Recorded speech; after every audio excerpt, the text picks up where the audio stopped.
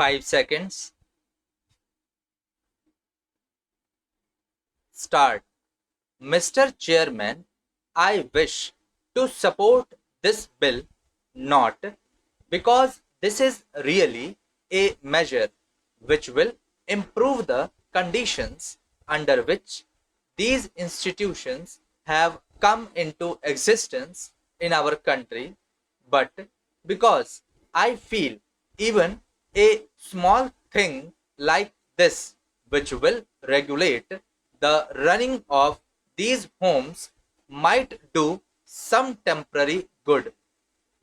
If we examine the reasons why these homes have come into existence, we will find that it is really a reflection on the social backwardness, because women are not educated, because women do not have the right to own property. Naturally, they are deserted, neglected, and are driven to the necessity of going into these homes run by the men in our society.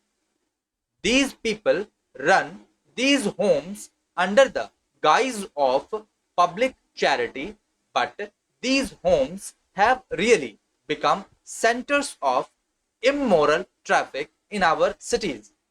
These institutions are not only not run by the state as they should be, but they are run by religious and semi-religious bodies, by the so-called public spirited men in our country. And as has been pointed out just now, it is stated in the report of the committee appointed by the Ministry of Welfare that they are even being financed by state funds and grants made by the Ministry of Welfare, are used by such institutions for unethical purposes. I do not know how we will be able to control them by passing a bill like this, which will give them some kind of supervision by the state. Sir, I was personally connected with an institution in Uttar Pradesh, and it was an institution which was run under the name of Mahila Ashram, and the entire committee in control of that Mahila Ashram consisted of some of the lawyers and doctors of the capital of Uttar Pradesh. The means by which they secured the finance to run this institute will prove on what basis this institution is running. For every month that an inmate spends in that home, the prospective husband will have to pay at the rate of so many rupees per month. The only idea of this institution is to get the inmates married, and once they are married, they do not keep a record of the marriage. They do not keep any record of what happens to the inmates after marriage. Everybody knows that they are taken to the other provinces by the operating gangs. Sir, one of the institutions quoted in that report is worth mentioning here. The committee went to Gaya in Bihar, and they found that these women were practically locked up as if they were prisoners in that house, and then they were asked as to how many of them would like to stay there. 12 out of the 16 ran out of the house.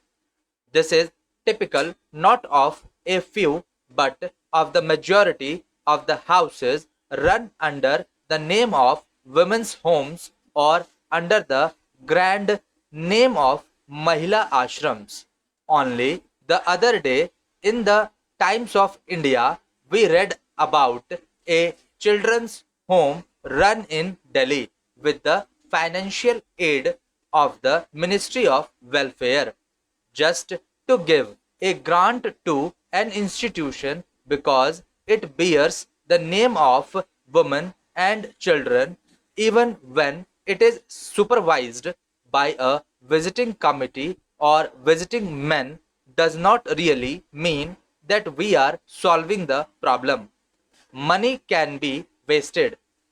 In fact, in our country, lakhs and lakhs of rupees are wasted by giving indiscriminate grants to institutions which are either run by semi-religious or semi-social welfare bodies, and I think the government, if not private members, should bring forward a bill which would be for the abolition or total suppression of these homes.